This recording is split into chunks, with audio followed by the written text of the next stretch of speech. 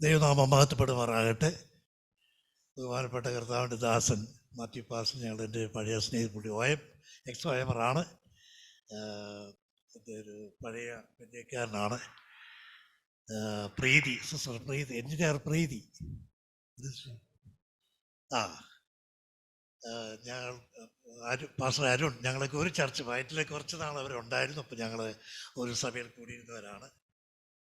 ശേഷം അവരിങ്ങോട്ട് മാറി ഇവിടെ വന്നപ്പോൾ ഈ മനോഹരമായ ഒരു ആരാധനാ സംവിധാനം, ഒരു സഭ ഇവിടെ രൂപീകരിക്കാനൊക്കെ ഇടയായി. അവർ സഭയിൽ നിന്ന് മാറിയപ്പോൾ ഞങ്ങൾക്ക് ചെറിയൊരു വിഷമമൊക്കെ ഉണ്ടായി. നല്ല രീതിയിൽ പ്രവർത്തിക്കുകയും നല്ല സ്റ്റാറ്റസുള്ള ജീവിതം നയിക്കുകയും ചെയ്യുന്ന അവർ ഞങ്ങളുടെ ചർച്ചയിൽ നിന്ന് മാറിയപ്പം ഒത്തിരി പേർക്ക് ഞങ്ങൾക്കൊക്കെ വലിയ വിഷമമുണ്ട്. പക്ഷെ പിന്നീട് ഇവിടെ വന്ന് അവരൊരു സഭയുടെ പരിപാടി, ശുശ്രൂഷ ആരംഭിച്ചപ്പോൾ അത് ദൈവരാജ്യത്തിൻ്റെ മഹത്വത്തിന് അത് കാരണമായതോർത്ത് ഞാൻ ദൈവത്തെ മഹത്വപ്പെടുത്തുന്നു. എന്നെ പരിചയപ്പെടുത്തിയൊരു വലിയ ഒരു വെൽക്കം, ഒരു വലിയൊരു ഇൻട്രഡക്ഷനൊക്കെ ഇവിടെ കഴിഞ്ഞു. ഇത്രയൊന്നും ആവശ്യമില്ല.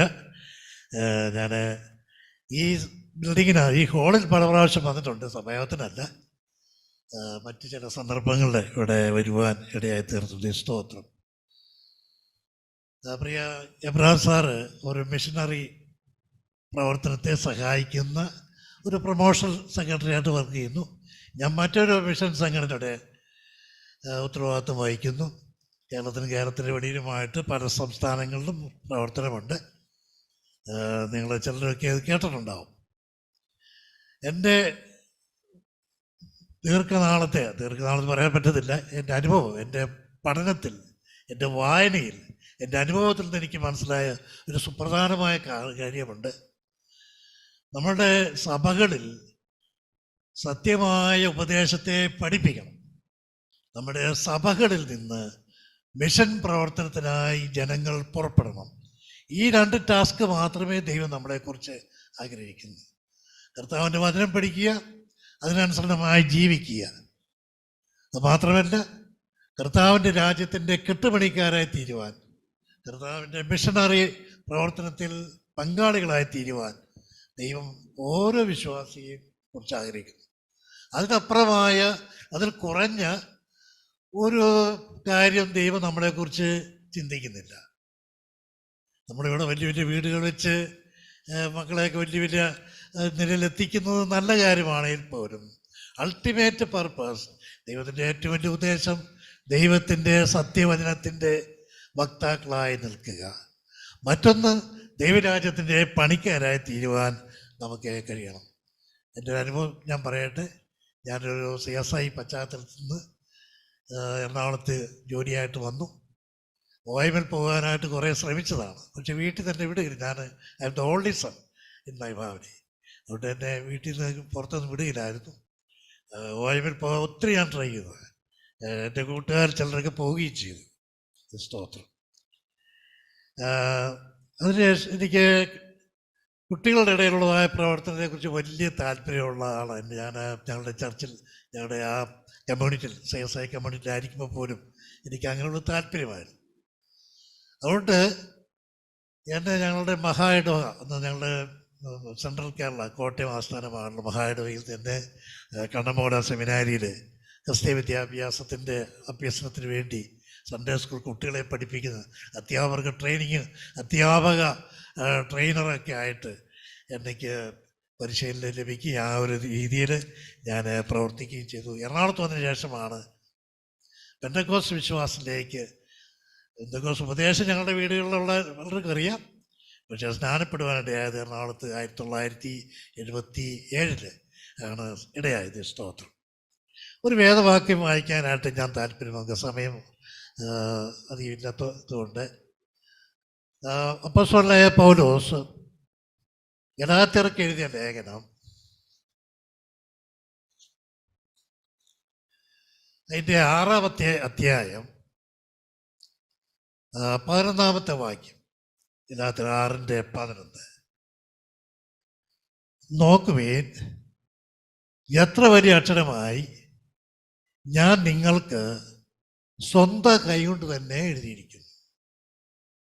അതുകൊണ്ട് ഞാൻ വായിക്കാം. നോക്കുവേൻ, എത്ര വലിയ അക്ഷരമായി, ഞാൻ നിങ്ങൾക്ക് സ്വന്തം കൈകൊണ്ട് തന്നെ എഴുതിയിരിക്കുന്നു. സ്തോത്രം. You see how large letter I have written unto you with my own hands. അപ്പോസ്തലനായ പൗലോസ് ലേഖനങ്ങൾ, ധാരാളം ലേഖനങ്ങൾ എഴുതി നമുക്കറിയാമല്ലോ. ലേഖനങ്ങൾ പഠിക്കുന്നത് എപ്പോഴും നല്ലതാണ്.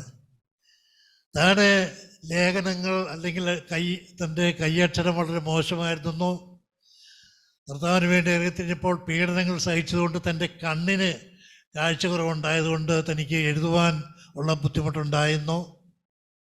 അങ്ങനെ പല ചിന്തകൾ അതിനെക്കുറിച്ചുണ്ട്. അതുകൊണ്ട് അപ്പോസ്തലനായ പൗലോസ് എഴുതാറില്ലായിരുന്നു എന്ന് ക്ലിയറായി നമുക്ക് മനസ്സിലാക്കത്തക്ക മറ്റു വാക്യങ്ങളുണ്ട്. റോമാലേഖനം 16-ാം അധ്യായത്തിൽ നമ്മൾ വരുമ്പോഴത്തേക്ക് പറയുന്നുണ്ട്, ഈ ലേഖനം എഴുതി, അത് ഒത്തിരി പേരെ സല്യൂട്ട് ചെയ്തതിന് ശേഷം, പൗലോസ് സല്യൂട്ട് ചെയ്തതിനു ശേഷം ആ കൂടെ തന്നെ ഒരാൾ എഴുതുന്നുണ്ട്, ഈ ലേഖനം എഴുതിയ തർത്തസ് എന്ന ഞാൻ. പൗലോസ് പറഞ്ഞു തന്ന ഈ ലേഖനം എഴുതിയ തർത്തസ് എന്ന ഞാൻ നിങ്ങൾക്ക് വന്ദനം ചൊല്ലുന്നു. അപ്പോൾ പൗലോസിന് പകരം തർത്തസ് ആയിരിക്കും ലേഖനങ്ങളൊക്കെ തൻ്റെ സഹപ്രവർത്തകനായ, തൻ്റെ സെക്രട്ടറി ആയ തർത്തസ് ആയിരിക്കും മിക്കവാറും ലേഖനങ്ങൾ എഴുതിയത് എന്ന് ചിന്തിക്കപ്പെടുന്നു. സ്തോത്രം. നമ്മൾ ഈ വലിയ അക്ഷരങ്ങൾ നമുക്കറിയാം. ഒന്ന് മനോരമ പത്രം മുഴുവനും പരസ്യം നമുക്കറിയാം, തൊട്ടടുത്താണല്ലോ, മുഴുവൻ പരസ്യങ്ങളാണ്. ഒത്തിരി പരസ്യത്തിൻ്റെ ഇടയ്ക്ക് ചെറിയൊരു ന്യൂസ് വരും, ദാറ്റ്സ് ഓൾ. എന്തായാലും ആദ്യകാലങ്ങളിൽ അങ്ങനെയല്ലായിരുന്നു. ധാരാളം ന്യൂസിൻ്റെ ഇടയ്ക്ക് ചെറിയ പരസ്യം. പണ്ടത്തെ കാലത്ത് എൻ്റെ ചെറുപ്പകാലം ഞാൻ ഓർക്കുന്നുണ്ട്, തിങ്കളാഴ്ച ദിവസം മനോരമ പത്രം കിട്ടുകയില്ലായിരുന്നു. എന്തുകൊണ്ടാണ്? ഞായറാഴ്ച കർത്താവിനെ ആരാധിക്കുന്ന സൺഡേ ആയതുകൊണ്ട്, പ്രസവധി ആയതുകൊണ്ട് തിങ്കളാഴ്ച പത്രം കിട്ടുകയില്ലായിരുന്നു. അങ്ങനെയൊക്കെ ആയിരുന്നു ഒരു കാലത്ത്. സ്തോത്രം. അതെന്ത് വായിക്കോട്ടെ, ഈ വലിയ അക്ഷരത്തിൽ എഴുതുന്ന കാര്യം, ഹൈലൈറ്റ് ചെയ്യുന്ന കാര്യങ്ങൾ നമ്മുടെ ശ്രദ്ധയിൽ പെട്ടെന്ന് നിൽക്കാൻ വേണ്ടിയിട്ടാണ്. ദിവസം ഞാൻ വേറെ ആളും കൂടെ ഒരു സ്ഥലത്തോട് നടന്നു പോകുമ്പോഴേ, നല്ല വേനൽക്കാലത്ത് അവിടെ ഒരു റോഡിൻ്റെ സൈഡിൽ എഴുതി വെച്ചേക്കുന്നു, ഈ റോഡ് മുങ്ങിപ്പോകാൻ സാധ്യതയുണ്ട്. ഒരു ആറിൻ്റെ തീരമാണ്, ഒരു തുള്ളി വെള്ള ആ പ്രദേശത്തെങ്കിലും ഇല്ല, എങ്കിലും കാണത്തക്ക രീതി വലുതായിട്ട് എഴുതിയിരിക്കുന്നു. നമ്മുടെ ശ്രദ്ധ പിടിച്ചു പറ്റാനാണ് വലിയ അക്ഷരങ്ങളിൽ എഴുതുന്നത്. നമുക്ക് നോക്കി പരസ്യങ്ങൾ, ഈ പരസ്യം കണ്ട് നോക്കി ഒരാൾ വണ്ടി ഓടിച്ച് പോയി അവിടെ ചാടി ഒത്തിരി കാര്യങ്ങൾ നമുക്ക് ഈ പരിസരത്ത് തന്നെ ഉണ്ടായത് നമുക്ക് പത്രത്തിലേക്ക് വന്ന കാര്യങ്ങളാണ് ഓക്കെ. അതെ, നോക്കുവിന് അത്ര വലിയ അക്ഷരമായി ഞാൻ നിങ്ങൾക്ക് സ്വന്തം കൈകൊണ്ട് എഴുതിച്ചു. പൗലോസ് ഇത്ര ഗൗരവം കൊടുത്ത് തൻ്റെ സ്വന്തം കൈകൊണ്ട് തന്നെ, ഈ ഗലാത്യ ലേഖനം തൻ്റെ സ്വന്തം കൈകൊണ്ട് തന്നെ എഴുതിയോ, അതും വലിയ അക്ഷരമായി താൻ എഴുതി എന്ന് നമുക്ക് നോക്കാം. ഞങ്ങൾ സമയം ലഭിക്കുമ്പോഴേ ഈ ഗലാത്യ ലേഖനം മുഴുവൻ ഒന്ന് വെറുതെ വായിച്ചു കൊടുക്കുകയല്ല, ഒന്ന് സ്റ്റഡി ചെയ്ത് മുൻപോട്ട് പോകണം എന്ന് ഞാൻ നിങ്ങളോട് പറയുക. നമുക്ക് കയ്യെഴുത്തിനെ കുറിച്ച് പല വാക്യങ്ങൾ നമുക്ക് കാണാം. കൊലോസ്യർ 2:14 അതിക്രമങ്ങളും പാപങ്ങളും മരിച്ചവരായിരുന്നു നമുക്ക് നേർപാടിന് നടിച്ചോര് തകർത്തു, നമുക്കെതിരായിട്ടുള്ള കയ്യെഴുത്ത് താൻ മായ്ച്ചു കളഞ്ഞു എന്നൊക്കെ നമ്മൾ വായിക്കുന്നുണ്ട്. അത് കഴിഞ്ഞ് നമ്മൾ വായിക്കുന്നത് ദാനിയേൽ പ്രവചനം 5-ാം അധ്യായം 24-ാമത്തെ വാക്യത്തിൽ എല്ലാവർക്കും അറിയാവുന്നൊരു വാക്യമാണ്, മെനെ റുഹാസി, ഞാൻ നിന്നെ നോക്കി നിന്നെ തൂക്കത്തിൽ കുറവുള്ളവനായി കണ്ടു. മെനെ ശെക്കൽ, ഞാൻ നിന്നെ നോക്കി 1 ശേക്കൽ കുറവുണ്ട്. നമ്മുടെ ഭാഷയിൽ പറഞ്ഞാൽ നിന്നെ ഞാൻ നോക്കി നിനക്ക് 1 കിലോ കുറവുണ്ട്. അതുകൊണ്ട് എന്ത് സംഭവിച്ചു? നിന്റെ രാജ്യത്തെ ഞാൻ കീറിമുറിച്ച് പാർസികൾക്കും നേതൃത്വമായി കൊടുക്കുന്നു എന്ന്. സ്തോത്രം. 1 കുറവുണ്ട്. സ്തോത്രം. ഇവിടെ അപ്പോസ്തലനായ പൗലോസ് ഇത്രയും ഗൗരവം കൊടുത്ത് ഗലാത്യ ലേഖനം ഗലാത്യ സഭയ്ക്ക് എഴുതുമ്പോൾ എൻ്റെ ചിന്തയിലേക്ക് വന്നത്, എന്തൊക്കെ കാര്യങ്ങളായിരിക്കും പൗലോസ് ഇത്രയും സ്ട്രെസ് ചെയ്ത് ഇത്രയും ഗൗരവം കൊടുത്ത് എഴുതിയത് എന്ന് ഞാൻ ചിന്തിക്കുക. നമുക്ക് സമയം ലാഭിക്കാൻ വേണ്ടി എല്ലാ കാര്യവും നമുക്കെടുത്ത് നോക്കാനായിട്ട് നോക്കണ്ട. നിങ്ങൾ വീട്ടിൽ പോയിരുന്ന് ധ്യാനിക്കുമ്പോൾ മനസ്സിലാക്കി വായിക്കുക. 1-ാമത്തെ 6-ാമത്തെ വാക്യം നോക്കാം. 1:6 ക്രിസ്തുവിൻ്റെ കൃപയാൽ നിങ്ങളെ വിളിച്ചവനെ വിട്ട് നിങ്ങൾ ഇത്ര വേഗത്തിൽ വേറൊരു സുവിശേഷത്തിലേക്ക് മറയുന്നത് കൊണ്ട് ഞാൻ ആശ്ചര്യപ്പെടുന്നു. നമ്മുടെ ഇന്നത്തെ കാലത്ത് ഈ പട്ടണത്തിലുള്ള സഭകൾ പെട്ടെന്ന് ഉപദേശത്തിൽ നിന്ന് മാറിപ്പോയാൽ അതിനൊരു അത്ഭുതങ്ങളൊന്നുമില്ല. പക്ഷേ രക്തസാക്ഷികളായി തീരാൻ വേണ്ടി മാത്രം വേർതിരിക്കപ്പെട്ട ഒരു സഭയായിരുന്നു ആദിമകാലങ്ങളിലുണ്ടായിരുന്ന സഭ. അപ്പോസ്തോലിക ശിഷ്യന്മാരുടെ കാലഘട്ടത്തിന് ശേഷം ഇടയ്ക്ക് ഒരു കാര്യം പറയട്ടെ. കഴിഞ്ഞ ഞായറാഴ്ച പാലാരിവട്ടം YMCAയിൽ വെച്ച് ഇന്ത്യയിൽ മിഷണറിമാർ ചെയ്ത സംഭാവനകളെക്കുറിച്ച് ഒരു സെമിനാർ ഉണ്ടായിരുന്നു. ആ സെമിനാറിൻ്റെ ക്ലാസ് എടുത്തത് അഡ്വക്കേറ്റ് ജയശങ്കറായിരുന്നു. ജയശങ്കറിനെ അറിയാമല്ലോ അല്ലേ? എനിക്ക് കുറച്ച് ചാനലുകൾ അദ്ദേഹത്തെ കാണും. നല്ല സരസമായി നല്ല കുറിക്കുകൊള്ളുന്ന വർത്താനം പറയുന്ന ആളാണ്. അപ്പം നമുക്ക് കത്തോലിക്ക അച്ഛന്മാരുണ്ട്, പാസ്റ്റേഴ്സുണ്ട്, എന്നെ പോലുള്ള സാധാരണ വിശ്വാസികളുണ്ട്. ഒരു 100-100ഓളം ആളുകൾ കാണും. അവർക്ക് ക്ലാസ് എടുക്കുന്ന ആരാ? അഡ്വക്കേറ്റ് ജയശങ്കർ. അദ്ദേഹം 2 പോയിന്റ്സാണ് പറഞ്ഞത് എൻ്റെ ശ്രദ്ധയിൽപ്പെട്ടത്. ഒന്ന്, ഏതിരിക്കുന്ന അച്ഛന്മാരെയൊക്കെ നോക്കി അച്ഛൻ നിങ്ങൾക്കൊക്കെ ഒരു കുഴപ്പമുണ്ട്. എന്തുവാ? നിങ്ങൾക്ക് നിങ്ങളുടെ പശ്ചാത്തലത്തെക്കുറിച്ച് ഒരു പിടിപാടും നിങ്ങൾക്കില്ല. അച്ഛന് ചിലപ്പം കുറച്ച് അറിവുണ്ടായിരിക്കും. അച്ഛൻ്റെ വിശ്വാസികൾക്ക് നിങ്ങളുടെ പശ്ചാത്തലത്തെക്കുറിച്ച് ഒരു ചുക്കും അറിയത്തില്ല. അവരുടെ ഭാഷ ഭയങ്കരമാണ്. ഒരു ചുക്കും അറിയത്തില്ല. നിങ്ങൾ പഠിപ്പിക്കുകയില്ല. നിങ്ങൾക്ക് നിങ്ങളുടെ പശ്ചാത്തലങ്ങളെക്കുറിച്ച്, നിങ്ങളുടെ സഭകൾ, നിങ്ങളുടെ സമൂഹം, ഈ രാജ്യത്തിന് ചെയ്ത നന്മകളെക്കുറിച്ച് നിങ്ങളുടെ തലമുറ എത്ര പേര് ബോധവാന്മാരാകുന്നു? നിങ്ങളുടെ കുട്ടികൾ മറ്റു മതസ്ഥരുടെ കൂടെ ഒളിച്ചോടി പോകാനുണ്ട കാരണത്തെക്കുറിച്ച് നിങ്ങൾ കൂലങ്കഷമായി പഠിച്ചിട്ടില്ല. ഒത്തിരി കാര്യങ്ങൾ, ഞാൻ വിഷയത്തിലേക്ക് പോകുന്നില്ല, അദ്ദേഹം പറയുകയുണ്ടായി. നമുക്ക് നമ്മുടെ പശ്ചാത്തലങ്ങളെക്കുറിച്ച് നല്ല അറിവുണ്ടായിരിക്കണം. നമ്മുടെ ഈ കാലഘട്ടത്തിൽ നമ്മുടെ സഭകളിൽ പഠിപ്പിക്കേണ്ട പ്രധാനപ്പെട്ട ഒരു വിഷയം ദൈവത്തിൻ്റെ വചനത്തിൻ്റെ ഉപദേശം മാത്രമല്ല, ഈ ദൈവത്തിൻ്റെ വചനം ഈ നമ്മുടെ രാജ്യത്ത് വന്നുകൊണ്ടുണ്ടായ, എൻ്റെ കുടുംബത്തിൽ, നമ്മുടെ രാജ്യത്ത്, നമ്മുടെ ദേശത്തുണ്ടായ മാർവലസ് ചേഞ്ചസ്, അത്ഭുതകരമായ മാറ്റത്തെക്കുറിച്ച് നമ്മുടെ സാറുകളെ പറഞ്ഞ് മനസ്സിലാക്കണം. വിദ്യാഭ്യാസ സ്ഥാപനങ്ങൾ, ആസ്പത്രികൾ, ഇതര സ്ഥാപനങ്ങളൊക്കെ ഉയർന്നു നിൽക്കുമ്പോൾ അതിൻ്റെ എല്ലാം പിന്നിൽ കർത്താവായ യേശു ക്രിസ്തുവിൻ്റെ രക്തത്താൽ വീണ്ടെടുക്കപ്പെട്ട ഒരു കൂട്ടം മിഷണറിമാർ ഇവിടെ വന്ന് നമ്മളോട് സുവിശേഷം പറഞ്ഞതുകൊണ്ടാണ് നമുക്ക് ഈ വെളിച്ചമുണ്ടായത് എന്നുള്ള കാര്യം നമ്മുടെ തലമുറകളെ പറഞ്ഞ് മനസ്സിലാക്കണം. മറ്റൊരു കാര്യം പറയാനാണ് നിങ്ങളുടെ ശ്രദ്ധയിലേക്ക് കൊണ്ടുവരാൻ ഞാൻ ഉദ്ദേശിച്ചത്. ആദിമ ശിഷ്യന്മാരുടെ കാലഘട്ടത്തിന് ശേഷമുണ്ടായ ആ കാലഘട്ടത്തിൽ സഭായോഗങ്ങളിൽ 2 സെക്ഷൻ ഉണ്ടായിരുന്നു. ഒന്ന് മിസാ കാറ്റക്കോംബറ എന്ന് പറയും. It is a Latin word. മിസാ കാറ്റക്കോംബറ. ഈ മിസാ കാറ്റക്കോംബറ എന്ന് പറയുന്ന ആ ആരാധനയുടെ ഘട്ടത്തിൽ ആദ്യത്തെ ഭാഗമാണ്. അവിടെ എല്ലാവർക്കും പങ്കെടുക്കാം. എല്ലാവർക്കും ഒളിവ് സഭകൾ അതോർത്തോളം. എങ്കിലും ആളുകൾ എങ്ങനെയെങ്കിലും ഇവരുടെ കൂട്ടത്തിൽ വന്നു കഴിഞ്ഞാൽ അവർക്കൊക്കെ അതിനകത്ത് പങ്കെടുക്കാം. പാട്ടുണ്ട്, പ്രാർത്ഥനയുണ്ട്. ഇന്നത്തെ പോലെ പ്രിൻ്റഡ് ബൈബിൾ അവർക്കില്ല. എങ്കിലും കേട്ട വചനങ്ങൾ, മനഃപ്പാഠമാക്കിയ വചനങ്ങൾ പറയുന്ന അപ്പോസ്തല ശിഷ്യന്മാർ അവിടെ ഉണ്ട്. അവരൊക്കെ പറഞ്ഞു കൊടുക്കും. അവർ ഒരു ചെറിയ പ്രാർത്ഥനയ്ക്ക് ശേഷം ആ സെക്ഷൻ അവസാനിക്കും. അപ്പോൾ ചില ആളുകൾ, പുതുതായിട്ട് വന്ന ആൾക്കാർ അവിടുന്ന് ആ സെക്ഷൻ വിട്ട് അവർ വീടുകളിലേക്ക് അവരുടെ വന്ന വഴിക്ക് അവർ പോകും. രണ്ടാമത്തെ സെക്ഷൻ മിസാ കാറ്റക്കോംബ്ര, മറ്റൊന്ന് മിസാ ഫെഡിലിയം. രണ്ടാമത്തത് മിസാ ഫെഡിലിയം എന്ന് പറയുന്ന ഈ സെക്ഷനിൽ കർത്താവിനെ രക്ഷിതമായി സ്വീകരിച്ച് സ്നാനപ്പെട്ടിട്ട് എൻ്റെ ജീവിതം ഒരു രക്തസാക്ഷി ജീവിതമായി ഞാൻ രൂപാന്തരപ്പെടും, രക്തസാക്ഷിയെ തീരുവാൻ ഞാൻ തീരുമാനം എടുത്തിരിക്കുന്നു എന്ന് പറഞ്ഞ് ആ സഭയിൽ അംഗത്വം സ്വീകരിച്ച് ആ സഭയിൽ കർത്തൃമേശ എടുക്കുന്ന ഒരു ചുരുക്കം ചില കൂട്ടരുണ്ടാവും. അവർ പാട്ടുപാടി ദൈവത്തിൽ പ്രാർത്ഥിച്ച് അന്യോന്യം ബലപ്പെടുത്തി പ്രാർത്ഥിക്കും, അന്യോന്യം അനുഗ്രഹിച്ച് പ്രാർത്ഥിക്കും. ഇവിടെ നമ്മൾ അല്പം ചെയ്തതുപോലെ അന്യോന്യം അനുഗ്രഹിച്ച് പ്രാർത്ഥിച്ചിട്ട് അവർ പോകാൻ നേരത്ത് മാറാനാഥ എന്ന് പറഞ്ഞാൽ പോകുന്ന വഴിക്ക് എന്നെ പോലീസ് പിടിച്ചില്ലെങ്കിൽ, പോകുന്ന വഴിക്ക് എന്നെ സുവിശേഷ വിരോധികൾ കൊന്നില്ലെങ്കിൽ, നമ്മുടെ കർത്താവ് വന്നില്ലെങ്കിൽ നമുക്ക് വീണ്ടും കാണാം, നമ്മുടെ കർത്താവ് വരുന്നു. അതാ അവരുടെ ഗുഡ് ബൈ പറയുമ്പോൾ ഉള്ള സന്ദേശം അതായിരുന്നു. സ്നാനപ്പെടണമെങ്കിൽ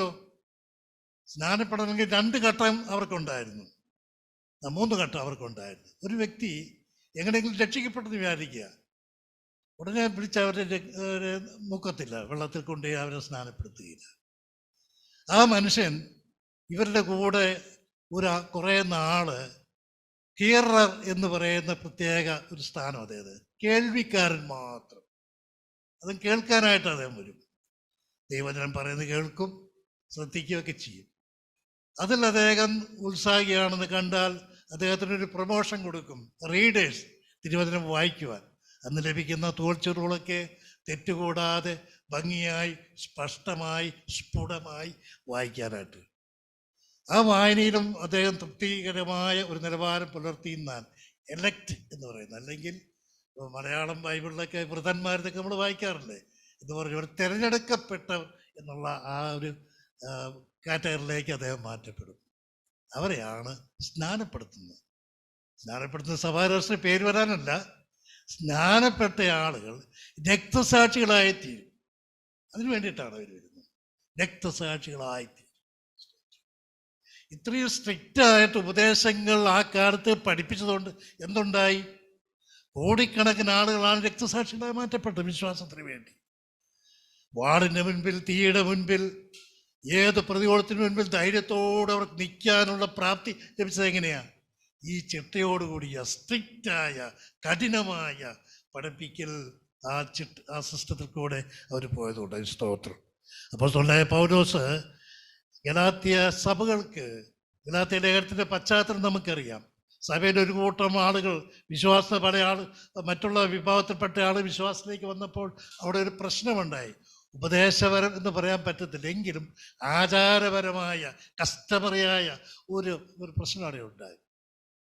സർക്കംസിഷൻ, പരിച്ഛേദന കഴിഞ്ഞവർ മാത്രമേ സ്നാനപ്പെട്ട് ദൈവസഭയിൽ അംഗമാകൂ എന്നുള്ള ഒരു ചിന്ത അവിടെ വന്നു. അതിനെതിരായിട്ട് അപ്പോസ്തലനായ പൗലോസ് എഴുതിയ ഒരു പ്രധാനപ്പെട്ട ലേഖനമാണ്.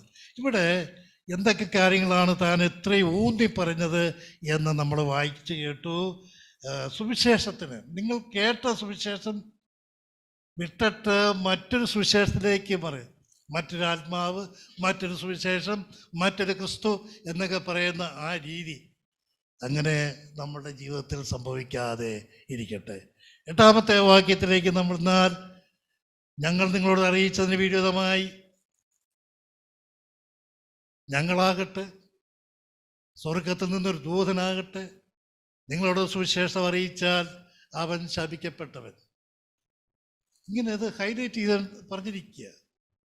ഞങ്ങൾ നിങ്ങളോട് പറഞ്ഞു, നമുക്ക് ലഭിച്ച സത്യസുവിശേഷത്തിന് വിരുദ്ധമായി ഇനി ഞാൻ പിന്തിരിഞ്ഞ് പോയിട്ട് വന്നിട്ട് നിങ്ങളെ വീണ്ടും ഞാൻ അന്ന് പറയുക തെറ്റിപ്പോയി കേട്ടോ എന്ന് പറഞ്ഞ് നിങ്ങളെ തിരുത്താൻ ശ്രമിച്ചാൽ അവൻ ശപിക്കപ്പെട്ടവൻ എന്ന് ആണ് ഇവിടെ എഴുതിയിരിക്കുന്നത്. സുവിശേഷത്തിന് വിപരീതമായി ആരെങ്കിലും നിങ്ങളുടെ സുവിശേഷം അറിയിച്ചാൽ അവൻ ശപിക്കപ്പെട്ടവൻ. ഞാൻ വളരെ പെട്ടെന്ന് മുൻപോട്ട് പോകട്ടെ. 1-ാമത്തെ 15-ാമത്തെ വാക്യത്തിൻ്റെ ഒരു ഭാഗം, എങ്കിലും എൻ്റെ ജനനം മുതൽ എന്നെ വേർതിരിച്ച് തൻ്റെ കൃപയിൽ വിളിച്ചിരിക്കുന്ന ദൈവത്തിൻ്റെ പുത്രനെക്കുറിച്ചുള്ള സുവിശേഷം. നമ്മൾ രക്ഷിക്കപ്പെട്ടപ്പോൾ ആ ദൈവം നമ്മൾ അറിഞ്ഞെന്ന് വിചാരിക്കരുത്. സങ്കീർത്തനക്കാരൻ പറഞ്ഞ്, ഞാൻ പിണ്ടാഹാരമായിരുന്നപ്പോൾ, ഞാൻ ഒന്നുമില്ലാതിരുന്നപ്പോൾ, അതിനപ്പുറം എന്തിനാ പറയാൻ പറ്റുന്നത്? ഞാൻ ഒന്നുമില്ല, പിണ്ടാഹാരമായിരുന്നപ്പോൾ അന്ന് എന്ത് ചെയ്തു? ദൈവം എൻ്റെ പേഴ്സണാലിറ്റി, എൻ്റെ വ്യക്തിത്വത്തെ ദൈവം കണ്ടു. എന്തൊരു ഗമയാ അത്! നമ്മൾ ആരാ? കർത്താവ് നമുക്ക് വേണ്ടി തൻ്റെ രക്തത്താൽ നമ്മൾ വീണ്ടെടുത്തെന്ന് പറയുമ്പോൾ അതിൻ്റെ ഗൗരവം മനസ്സിലാക്കണം. നമുക്ക് ചിലപ്പോൾ ഞാൻ പാപമാണ്, കീറച്ചാക്കാണ്, തെറ്റിയോനാൻ എൻ്റെ സ്നേഹിതനായിരുന്നു. പുള്ളി ഞങ്ങൾ ഇവിടെ അടുത്ത ഓഫീസിലേക്ക് ഞങ്ങൾ ഇപ്പോഴും ഞങ്ങൾ ഒരു യാത്ര ചെയ്യുമായിരുന്നു. കീറച്ചാക്കാണ് ജോണി, നീ ഒരിക്കലും കീറച്ചാക്കാന്ന് പറയലടാ എന്നൊക്കെ പറയുമായിരുന്നു. ദൈവം തൻ്റെ പുത്രനായ യേശുക്രിസ്തുവിൻ്റെ രക്തത്താൽ നമ്മളെ വീണ്ടെടുക്കത്തക്ക രീതിയിൽ അത്രയും കാരുണ്യം, അത്രയും മാഹാത്മ്യം നമുക്ക് കൽപ്പിക്കുവാൻ എന്താ കാരണം? നമ്മൾ ജനിക്കുന്നതിന് മുമ്പ് തന്നെ ദൈവം നമ്മുടെ വ്യക്തിത്വത്തെ, അസ്തിത്വത്തെ കണ്ട് അത് നമ്മളെ സ്നേഹിച്ചു എന്നുള്ളതാണ്. ചുമ്മാതെ അല്ല ദൈവസഭയുടെ അംഗമായിരിക്കുക എന്ന് പറഞ്ഞാൽ അതിൻ്റെ ഗൗരവം വളരെ ഗൗരവമാണ്, വളരെ സീരിയസ് ആയത്. നമ്മൾ വളരെ സീരിയസ് ആയിട്ട് എടുക്കണം. ദൈവസഭയുടെ, ലോക്കൽ സഭയുടെ അംഗമായിരിക്കുക എന്ന് പറഞ്ഞത് വളരെ സീരിയസ് മാറ്റർ. അത് വളരെ ഗൗരവമുള്ള വിഷയമാണ്. ദൈവദാസന്മാരത്തെ സഭയിൽ ശക്തിയായിട്ട് പഠിപ്പിക്കണം. ഞാൻ ലോക്കൽ സഭയുടെ റെസ്പോൺസിബിലിറ്റിയെക്കുറിച്ച്, ലോക്കൽ സഭയുടെ വ്യക്തിത്വത്തെ, അംഗങ്ങളുടെ ഉത്തരവാദിത്തത്തെക്കുറിച്ചൊക്കെ ഞാൻ നന്നായിട്ട് പറയാൻ താല്പര്യമുള്ള ആളാണ്. എനിക്ക് ലഭിക്കുന്ന സന്ദർഭത്തിൽ ഞാൻ പഠിപ്പിക്കുകയും ചെയ്യും. ഇടപേഷന്മാരെ ഞാൻ പഠിപ്പിക്കാറുണ്ട്. ലോക്കൽ സഭ ഇറ്റ്സ് എൻ ഇമ്പോർട്ടൻറ്റ്. ലോക്കൽ സഭയുടെ മെമ്പർഷിപ്പ് എന്ന് പറഞ്ഞാൽ വളരെ ഇമ്പോർട്ടൻറ്റ്. അങ്ങനെ ഇങ്ങനെ തോന്നിയാസം നടക്കാനുള്ളതല്ല ലോക്കൽ സഭ. ലോക്കൽ സഭ എന്ന് പറഞ്ഞപ്പോൾ ഇത് ലോക്കൽ സഭയുടെ വിശ്വസതന്മേലെ സ്വർഗത്തിലേക്ക് പോകുന്നത് എന്ന് ഓർക്കണം. നിത്യതയുടെ ആരംഭം ലോക്കൽ സഭയിലാണെന്ന് മനസ്സിലാക്കണം. അല്ല വെറുതെ ഒരു കൂട്ടായ്മ എന്ന് പറഞ്ഞ് ലോക്കൽ സഭയെ നമ്മൾ തരം താഴ്ത്തി കാണാൻ പാടില്ല.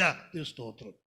ദൈവദാസന്മാരും ദൈവസഭയ്ക്ക് ഊന്നൽ കൊടുക്കുന്നവരൊക്കെ അത് മനസ്സിലാക്കിയിരിക്കണം എന്ന് ഞാൻ നിങ്ങളോട് അപേക്ഷിക്കുക. അതിൻ്റെ 15-ാമത്തെ വാക്യെങ്കിലും എൻ്റെ ജന്മം മുതൽ എന്നെ വേർതിരിച്ച് തൻ്റെ കൃപയിൽ വിളിച്ചിരിക്കുന്ന ദൈവപുത്രൻ്റെ കുറിച്ചുള്ള സുവിശേഷം. സ്തോത്രം. നിങ്ങളെ പരിജ്ഞാനവും അറിവുള്ളവരായതുകൊണ്ട് നിങ്ങളതിനെക്കുറിച്ച് വീണ്ടും വായിച്ചു കൊള്ളുക. നാലാമത്തെ നുഴഞ്ഞു വന്ന കള്ള സഹോദരന്മാർ നിമിത്തം. സഭയിൽ നുഴഞ്ഞു വന്ന കള്ള സഹോദരന്മാർ മോഷ്ടിച്ചു കൊണ്ടുപോകുക എന്നുള്ളതല്ല കള്ള സഹോദരന്മാർ ചെയ്യുന്നത്. അവർ ദുരുപദേശത്തിൻ്റെ വിത്ത് വിതയ്ക്കും. അതുകൊണ്ട് ലോക്കൽ സഭയുടെ ലീഡേഴ്സ്, ലോക്കൽ സഭയുടെ വിശ്വാസികൾ, ലോക്കൽ സഭയുടെ ശുശ്രൂഷകന്മാർ എപ്പോഴും നമ്മുടെ സഭയിൽ കള കടന്നു വരുന്നുണ്ടോ, ദുരുപദേശം കടന്നു വരുന്നുണ്ടോ എന്ന് കാത്തിരിക്കത്തക്കവണ്ണം അവർക്ക് എൻ്റെ ഉത്തരവാദിത്തമുണ്ട്. വളരെ സീരിയസ് ആയിട്ട് എടുക്കേണ്ട ചില വിഷയങ്ങളാണത്. ഞാൻ പെട്ടെന്ന് മുൻപോട്ട് പോയിട്ട് 9-ാമത്തെ വാക്യം 2:9. അതിൻ്റെ എനിക്ക് ലഭിച്ച കൃപ അറിഞ്ഞും കൊണ്ട് തൂണുകളായി എണ്ണപ്പെട്ടിരിക്കുന്ന യാക്കോബ്, ഹേപ്പാവ്, യോഹന്നാൻ. ലോക്കൽ സഭയുടെ തൂണുകളായി എണ്ണപ്പെട്ടിരിക്കുന്ന ഹേപ്പാവ്, യാക്കോബ്, യോഹന്നാൻ, the pillars of the church. നമ്മുടെ സഭയിൽ തൂണുകളുണ്ടോ? ഞാൻ ഉദ്ദേശിച്ച ഈ തൂണല്ല. കർത്താവിൻ്റെ ശരീരമാകുന്ന ഈ ലോക്കൽ സഭയ്ക്ക് തൂണുകളുണ്ട്. സ്തോത്രം. സഭയ്ക്ക് വേണ്ടി അധ്വാനിക്കുന്നവർ, സഭയ്ക്ക് വേണ്ടി കണ്ണീരൊഴുക്കുന്നവർ, സഭയ്ക്ക് വേണ്ടി ചെലവ് ചെയ്യുന്നവർ, they are the pillars of the church. അവർ സഭയുടെ തൂണുകളാണ്. അവരുടെ ചൂടിൽ മേലാണ് ഈ ഭാരമൊക്കെ. ഈ തൂൺ നമുക്കറിയാം, ഈ തൂണും ഈ ഭീമം ഉള്ളതുകൊണ്ടാണ് കെട്ടിടം നിൽക്കുന്നത്. സഭയുടെ തൂണുകളിന്മേലാണ് ആ സഭയുടെ ഭാരം മുഴുവൻ വരുന്നത്. അതുകൊണ്ട് ലോക്കൽ സഭയുടെ ഒരു ശുശ്രൂഷ, ലോക്കൽ സഭയുടെ ഉത്തരവാദിത്വം, ലോക്കൽ സഭയുടെ മെമ്പർഷിപ്പ് എന്ന് പറയുന്നത് വളരെ ഇമ്പോർട്ടൻ്റ് ആണ്. അത് മാന്യമാണ്, അത് വളരെ ശക്തിയുള്ളതാണ്. മനുഷ്യനെ നിത്യതയിലേക്ക് എത്തിക്കുന്ന ആ പ്രോസസ്സിൻ്റെ ഭാഗമാണ് അതൊക്കെ. സ്തോത്രം. അതെ, തൂണുകളായി എണ്ണപ്പെട്ടവർ. തൂണില്ലെങ്കിൽ, ലോക്കൽ സഭയിൽ തൂണുകളില്ലെങ്കിൽ എന്ത് സംഭവിക്കും? സഭ താർന്നു പോകും, സഭ വീണു പോകും. പലപ്പോഴും പല ലോക്കൽ സഭകൾ തകർന്നു പോകുന്നത് ഞാൻ കണ്ടിട്ടുണ്ട്. പല ലോക്കൽ സഭകളും തകർന്ന് തരിപ്പണമായി നിങ്ങൾ കണ്ടിട്ടുണ്ടാവും. കാരണം എന്താ? അന്വേഷിച്ചാൽ മനസ്സിലാവും. there is no pillars. അവർക്ക് തൂണുകളില്ല, ഉള്ള തൂണിന് അടിസ്ഥാനമില്ല. സ്തോത്രം. വഴുവഴുപ്പമേൽ നിന്ന തൂണുകൾ. വളരെ ഇമ്പോർട്ടൻ്റ് ആയിട്ട്, വളരെ ഗൗരവം കൊടുത്ത് നമ്മൾ ചിന്തിക്കേണ്ട ഒരു ഭാഗമായിട്ട് ഞാനിത് കാണുന്നു. 2-ാമത്തെ 20-ാമത്തെ വാക്യം. ക്രിസ്തുവിനോടുകൂടെ ഞാൻ ക്രൂശിക്കപ്പെട്ടിരിക്കുന്നു, ഞാൻ ക്രിസ്തുവിനോട് ക്രൂശിക്കപ്പെട്ടിരിക്കുന്നു. ഇന്ന് സഭ അഭിമുഖീകരിക്കുന്ന മറ്റൊരു വലിയ പ്രശ്നം, സഭയിൽ അംഗങ്ങളുണ്ട്, but they are not crucified with Christ. അവർ കർത്താവായ യേശു ക്രിസ്തുവിനോട് ക്രൂശിക്കപ്പെട്ടതല്ല. സ്നാനത്തിൽ നാം സംഭവിക്കുന്നത് കർത്താവിനെ ക്രൂശിക്കപ്പെടുകയും കർത്താവിനെ ധരിക്കുകയും ചെയ്യുന്ന വിവിധങ്ങളായ അടയാളങ്ങൾ ആണ് അത് കാണിക്കുന്നത്. സ്തോത്രം. അതെ, ക്രൂശിക്കപ്പെട്ടിരിക്കുന്നു, ഞാൻ കർത്താവിനോടുകൂടെ ക്രൂശിക്കപ്പെട്ടിരിക്കുന്നു, ഇനി ജീവിക്കുന്നത് ഞാനല്ല. എനിക്ക് വഴിയുള്ള വളരെ സ്നേഹിക്കുന്ന ഒരു അമ്മാമയും ആ അച്ചായനും എനിക്ക് പറയുന്നുണ്ട്, ഞങ്ങൾ പെന്തക്കോസ്ത് വന്നുകൊണ്ട് ഞങ്ങൾക്ക് ഞങ്ങളുടെ മക്കളെ വിദേശത്തേക്ക് അയക്കാൻ പറ്റുന്നത്. അതൊരു വശം ശരിയാണ്. അതുകൊണ്ട് ഞാൻ അവരോടും പറഞ്ഞു, നിങ്ങളും വാ, ഞങ്ങളുടെ കൂട്ടായ്മയിലേക്ക് വാ, മക്കളെയൊക്കെ അനുഗ്രഹിക്കപ്പെടും. ടാർഗറ്റ് അതായിരിക്കരുത്. സ്തോത്രം ചെയ്യുന്നു. ക്രൂശിക്കപ്പെട്ടവന് എപ്പോഴും പിന്നെ ജീവിക്കുന്നത്, അവൻ്റെ കൂടെ ജീവിക്കുന്ന ക്രിസ്തുവാണ്. ക്രിസ്തുവിനെ ധരിച്ചിരിക്കുന്നവനേക്കാളും ഒരാളെന്ന് നമ്മളെ കണ്ടെന്നാൽ ക്രിസ്തുവിനാണ് ധരിച്ചിരിക്കുന്നത് മറ്റുള്ളവർ നമ്മളെക്കുറിച്ച് പറയുവാൻ ഇടയായിത്തീരട്ടെ. ഞാൻ സമയത്തെ ചുരുക്കം കൊണ്ട് ഓടിപ്പോകും, എന്നിട്ടും സമയം മുമ്പോട്ട് പോയിക്കൊണ്ടിരിക്കുക. 3-ാമത്തെ അധ്യായം 1-ാമത്തെ വാക്യം ഞാൻ രാവിലെ ചിന്തിച്ചപ്പോൾ, ഞാൻ മിനിയാന്ന് ഒരു സൂം മീറ്റിങ്ങിൽ എനിക്ക് പെട്ടെന്ന് ഒരു മെസ്സേജ് കൊടുക്കേണ്ട ആവശ്യം വന്നപ്പം ദൈവസന്നിധിയിൽ ഇരുന്നപ്പോൾ എനിക്ക് കിട്ടിയ ഒരു വേദവാക്യം നമ്മൾ ചിന്തിച്ചുകൊണ്ടിരിക്കുന്നു. ഈ 3-ാമത്തെ അധ്യായം 1-ാം വാക്യം, ബുദ്ധിയില്ലാത്ത ഗലാത്യരെ, ദ ഫൂൾസ്, ബുദ്ധിയില്ലാത്ത ഗലാത്യരെ, യേശു ക്രിസ്തു ക്രൂശിക്കപ്പെട്ടവനായ നിങ്ങളുടെ കണ്ണിന് മുമ്പിൽ വരച്ചു കിട്ടിയിരിക്കെ നിങ്ങളെ കൂടോത്രം ചെയ്ത് ക്ഷുദ്രം ചെയ്ത് മായ്ക്കുന്നതാർ. കർത്താവായ യേശു ക്രിസ്തു സാക്ഷികളായി കർത്താവായ യേശു ക്രിസ്തു വേണ്ടി ജീവിക്കുവാൻ വേർതിരിക്കപ്പെട്ട നമ്മൾ, ഈ ചെറിയ ചെറിയ കൂട്ടങ്ങളായിട്ട് വന്നിരിക്കുന്ന നമ്മളുടെ കണ്ണ് മറ്റോ ആരോ പിശാചുക്കൾ വന്ന് നമ്മുടെ കണ്ണ് ക്ഷുദ്രം ചെയ്ത് മയക്കിക്കളഞ്ഞ് നമ്മളങ്ങനെ നിന്നു കൊടുക്കരുത്. മയങ്ങിപ്പോകാൻ നമ്മൾ നിന്നു കൊടുക്കരുത്. ക്ഷുദ്രത്തിന് നമ്മൾ വിധേയപ്പെടരുത്. നമ്മൾ കർത്താവിൻ്റെ രക്തത്താൽ വീണ്ടെടുക്കപ്പെട്ടവരാണ്. നമ്മുടെ ജീവിതത്തിൽ എപ്പോഴും ഉണ്ടായിരിക്കേണ്ട ഒരു സുപ്രധാനമായ ചിന്ത, ഞാൻ കർത്താവിൻ്റെ രക്തത്താൽ വീണ്ടെടുക്കപ്പെട്ടവനാണ്, കർത്താവിൻ്റെ രക്തത്താൽ വീണ്ടെടുക്കപ്പെട്ടവനാണ്, കർത്താവിൻ്റെ രക്തത്താൽ വീണ്ടെടുക്കപ്പെട്ടവനാണ്, കർത്താവിനെ ഞാൻ ധരിച്ചിരിക്കുന്നവനാണ്. ഈ ഒരു ചിന്ത നമ്മുടെ ഉൾ മനസ്സിൽ എപ്പോഴും ഇങ്ങനെ ബബിൾ ചെയ്തുകൊണ്ടിരിക്കണം. എങ്കിൽ മാത്രമേ നമുക്ക് പരീക്ഷകളിൽ നിന്നും പരിശോധനകളിൽ നിന്നും പ്രലോഭനങ്ങളിൽ നിന്നും കോപത്തിൽ നിന്നൊക്കെ മാറി നിൽക്കുവാനായിട്ട് കഴിയുള്ളൂ. സ്തോത്രം. ഒത്തിരി വാക്യങ്ങളുണ്ട്, ഞാൻ പോട്ടെ, നമുക്ക് മുൻപോട്ട് പോകാം. 4-ാമത്തെ അധ്യായം ഇതിലേക്ക് വരുമ്പോൾ, നാടിൻ്റെ 10 നിങ്ങൾ ദിവസങ്ങളും മാസങ്ങളും കാലങ്ങളും ആണ്ടുകളും പ്രമാണിക്കുന്നു. അത് നിങ്ങൾ ധ്യാനിച്ചാൽ മതി. ഇനി മുൻപോട്ട് വരുമ്പോൾ 5-ാമത്തെ അധ്യായം നമുക്ക് നോക്കാം. അതിൻ്റെ 13-ാമത്തെ വാക്യം. ഈ സകല വാക്യങ്ങളും ഹൈലൈറ്റ് ചെയ്തിരിക്കുകയാണ്. അതുകൊണ്ടാണ് ഞാൻ സ്വന്തം കൈകൊണ്ട് വലിയ അക്ഷരത്തിൽ എഴുതിയിരിക്കുന്നത് എന്ന് പൗലോസ് പറയുന്നത്. സഹോദരന്മാരെ, നിങ്ങൾ സ്വാതന്ത്ര്യം, 13-ാമത്തെ വാക്യം 5-13. സഹോദരന്മാരെ, നിങ്ങൾ സ്വാതന്ത്ര്യത്തിനായി വിളിക്കപ്പെട്ടിരിക്കുന്നു. ഈ സ്വാതന്ത്ര്യം ജഡത്തിന് അവസരമാക്കുക മാത്രം ചെയ്യാതെ സ്നേഹത്തിൽ അന്യോന്യം സേവിപ്പീൻ. സ്തോത്രം. ആദ്യമകാലങ്ങളിൽ പട്ടിണിയും ദാരിദ്ര്യവും ഉണ്ടായിരുന്ന ആ വിശ്വാസ കാലഘട്ടങ്ങളിൽ എങ്ങനെയാ വിശ്വാസികൾ നിലനിന്ന് പോകുന്നറിയാമല്ലോ. നമ്മൾ അറിഞ്ഞിരിക്കണം. നമ്മുടെ പിതാക്കന്മാർ, കഴിഞ്ഞ കാലങ്ങളുണ്ടായിരുന്ന പിതാക്കന്മാർ കഷ്ടതയും പ്രശ്നങ്ങളും പ്രതികൂലങ്ങളും ഇവിടെ അവരെങ്ങനെയാണ് കർത്താവിനെ സേവിച്ചെന്ന് അറിഞ്ഞിരിക്കണം.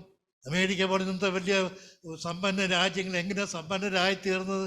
ദ പിൽഗ്രീം ഫാദേഴ്സ് എന്ന് പറയുന്ന ഒരു കൂട്ടം ആളുകൾ വിശ്വാസത്തിന് വേണ്ടി വെറും തോണി തുഴഞ്ഞ് ഇംഗ്ലണ്ടിൽ നിന്നും അമേരിക്കയിലേക്ക് പോയി കുടിയേറുകയെന്ന് ചരിത്രം പഠിപ്പിക്കുന്നുണ്ട്.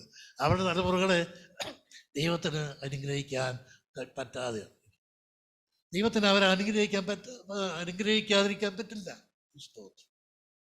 നമ്മുടെ പിതാക്കന്മാർ തെക്കൻ പ്രദേശങ്ങളിൽ അല്ലെങ്കിൽ മലബാർ ചില പ്രദേശങ്ങളിൽ ചെന്നാൽ കാണും, നമുക്ക് സുവിശേഷത്തിന് വേണ്ടി, വിശ്വാസത്തിന് വേണ്ടി ത്യാഗത്തിന് വേണ്ടി. ചില വർഷങ്ങൾക്ക് മുമ്പ് ഞാനും ഞങ്ങളുടെ ഒരു വാഹനത്തിൽ കാസർഗോഡേക്ക് പോയിക്കൊണ്ടിരിക്കുക. മലപ്പുറം എല്ലാം കഴിഞ്ഞ് പോയപ്പം അവിടെ ഒരു ജംഗ്ഷനിൽ നിന്ന് പാട്ട് പാടി ഒരു ഓപ്പണർ മീറ്റിംഗ് നടത്തിയപ്പം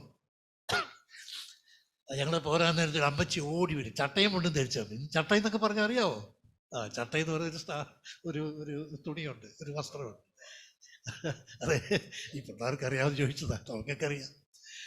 ഈ അമ്മച്ചി ഓടി അപ്പോൾ വന്നപ്പോൾ കണ്ടപ്പോഴേ തെക്കൻ പ്രദേശത്ത് വന്നതായിരിക്കും എന്ന് ഞങ്ങൾക്ക് തോന്നി. അമ്മച്ചി പറഞ്ഞു, 35 കൊല്ലമായി പത്തനംതിട്ടയിൽ നിന്ന് ഞാനിവിടെ വന്നിട്ട് ആദ്യമായിട്ട് ഒരു പാട്ട് കേൾക്കുക,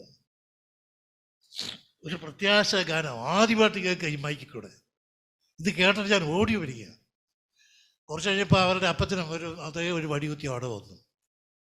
ഞങ്ങൾ അവർക്ക് വേണ്ടി പ്രാർത്ഥിച്ചു. സ്തോത്രം. അവർ പറഞ്ഞ് ഞങ്ങളുടെ അവിടെ നിന്ന്, ഞങ്ങളുടെ പത്തനംതിട്ടയിൽ നിന്ന് ഞങ്ങൾക്ക് വിശ്വാസത്തിൽ നിലനിൽക്കാൻ കഴിയാതെ വന്നപ്പോൾ, ചില പ്രശ്നങ്ങൾ വന്നപ്പോൾ ഞങ്ങൾ മലപ്പുറത്തിൻ്റെ ഈ പ്രദേശത്തേക്ക് കടന്നു വന്നതാണ്. വിശ്വാസത്തിന് വേണ്ടി ത്യാഗം സഹിച്ച ഒരു തലമുറ നമുക്ക് കഴിഞ്ഞ കാലങ്ങൾ ഉണ്ടായിരുന്നു. സ്തോത്രം. നമ്മൾ വീണ്ടും വായിക്കുകയാണെങ്കിൽ ആത്മാവിൻ്റെ ഫലം, ജഡത്തിൻ്റെ പ്രവൃത്തി 15 ഉണ്ട്. ആത്മാവിൻ്റെ പ്രവൃത്തിയോ ആത്മാവിൻ്റെ ഫലം 9 ഉള്ളൂ. അതെല്ലാം കൂടെ ഒരു ഫലമായിട്ട് കണക്കാക്കിയെന്ന്. സ്തോത്രം. നാം ഇന്ന് പുറത്തേക്ക് പോകുമ്പോഴാണ്, നമ്മൾ ആരാധന കഴിഞ്ഞ് പുറത്തേക്ക് പോകുമ്പോൾ ഒരു കാര്യം ഓർക്കുക. ജഡത്തിൻ്റെ 15 പ്രവൃത്തികൾ ഇവിടെ വിവരിച്ച് പറഞ്ഞിട്ടുണ്ട്. അതിൻ്റെ ഏതെങ്കിലും ഒരു സംഭവം നമ്മുടെ ശരീരത്തെ പറ്റി പിടിച്ചിട്ടുണ്ടോ? ജഡത്തിൻ്റെ പ്രവൃത്തികൾ ഏതെങ്കിലും ഒരു കാര്യം നമ്മുടെ ശരീരത്തെ പറ്റി പിടിച്ചിട്ടുണ്ടോ? ആത്മാവിൻ്റെ 9 ഫലങ്ങൾ അവിടെ പറഞ്ഞിട്ടുണ്ട്. അതിന് ഏതെങ്കിലും ഒരു ഫലം നമ്മൾ ഇല്ലാതെ ഉണ്ടോ? ഈ 2 ചിന്ത നമുക്ക് എപ്പോഴും ഉണ്ടായിരിക്കുന്നത് നല്ലതാണ് എന്ന് ഞാൻ വിചാരിക്കുന്നു. ഞാൻ നിർത്തുക, ഒത്തിരി കാര്യം പറയാനായിട്ട് നമുക്ക് സമയമില്ല. അതുകൊണ്ട് 6-ാമത്തെ അധ്യായം 8-ാമത്തെ വാക്യം. പാസ്റ്റർ മാത്യു സംസാരിച്ചപ്പോൾ കൊയ്ത്തിനെ കുറിച്ചൊക്കെ പറഞ്ഞു. പ്രിയ സഹോദര മക്കളെ, സഹോദരന്മാരെ, നമുക്കൊരു കൊയ്ത്തുണ്ട് കേട്ടോ. നമുക്കൊരു കൊയ്ത്തുണ്ട്. പക്ഷെ മറ്റുള്ളവൻ കൊയ്തല്ല, മറ്റുള്ളവൻ വിതച്ചതല്ല നമ്മൾ കൊയ്യുന്നത്. നമ്മൾ വിതച്ചതേ നമ്മൾ കൊയ്യുന്നത്. നാം ജഡത്തിലാണ് വിതച്ചതെങ്കിൽ ജഡത്തിൽ കൊയ്യും. ജഡത്തിൻ്റെ ഫലം നാശമാണ്. ആത്മാവിലാ കൊയ്യുന്നെങ്കിൽ നിത്യജീവനിലേക്ക് കട്ടകളെ ശേരിപ്പാൻ നമുക്ക് കഴിയും. ആത്മാവിൽ നമുക്ക് വിതച്ചാൽ കൊയ്യും. കൊയ്ത്ത് എന്നുള്ളത് അതൊരു ലോക നിയമമാണ്, അതൊരു പ്രകൃതി നിയമമാണ്, അതൊരു നാച്ചുറൽ തിങ്, അത് വസ്തുതയാണ്. വിതച്ചാൽ കൊയ്യും എന്നുള്ളത്. നമ്മുടെ ജീവിതത്തിൽ നമ്മുടെ നാശത്തിനായിട്ടാണോ വിതയ്ക്കുന്നത്? നമ്മുടെ ജീവിതത്തിൽ രക്ഷയ്ക്ക് വേണ്ടിയിട്ടാണോ, ആത്മാക്കളുടെ വിടുതലിന് വേണ്ടിയിട്ടാണോ നമ്മൾ വിതയ്ക്കുന്നത്? ഒരു കൊയ്ത്തുണ്ട് എന്നുള്ളത് ഓർക്കുക. 6:14 ഒരു ഭാഗം, എനിക്ക് നമ്മുടെ കർത്താവായ യേശുക്രിസ്തുവിൻ്റെ ക്രൂശിലല്ലാതെ പ്രശംസിപ്പാൻ ഇടവരരുത്. സ്തോത്രം. നമുക്ക് നമ്മുടെ കർത്താവായ യേശുക്രിസ്തുവിൻ്റെ ക്രൂശിലല്ലാതെ പ്രശംസിപ്പാൻ ഇടവരരുത്. ഇന്ന് നമ്മുടെ സ്റ്റേജുകളിൽ പ്രശംസയെക്കുറിച്ചുള്ള ഒത്തിരി കാര്യങ്ങൾ കേൾക്കാറുണ്ട്.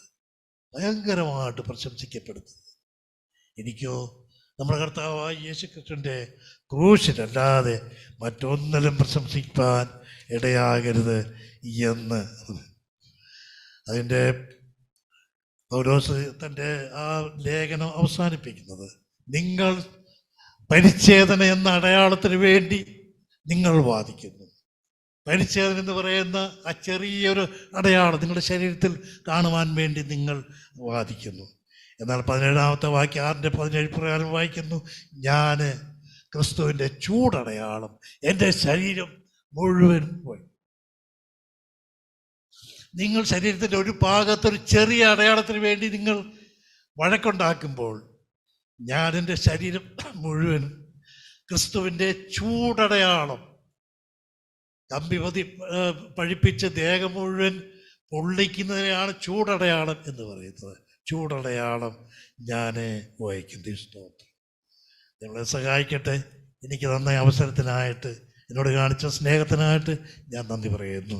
എത്ര വലിയ അക്ഷരമായി ഞാൻ നിങ്ങൾക്ക് എൻ്റെ സ്വന്തം കൈകൊണ്ട് എഴുതിയിരിക്കുമെന്ന് പൗലോസ് പരിശുദ്ധാത്മാവ് നമ്മളോട് ആവശ്യപ്പെടുന്നത് നമ്മുടെ ജീവിതത്തെ അനുനിമിഷം ശ്രദ്ധയോടെ ശ്രദ്ധിച്ച് സൂക്ഷ്മതയോടെ ജീവിക്കാൻ വേണ്ടിയിട്ടാണ്. ദൈവം നമ്മളെ സഹായിക്കട്ടെ. ദൈവദാസനോടും സഭയോടുള്ള എൻ്റെ സ്നേഹവും നന്ദിയും അറിയിക്കുന്നു.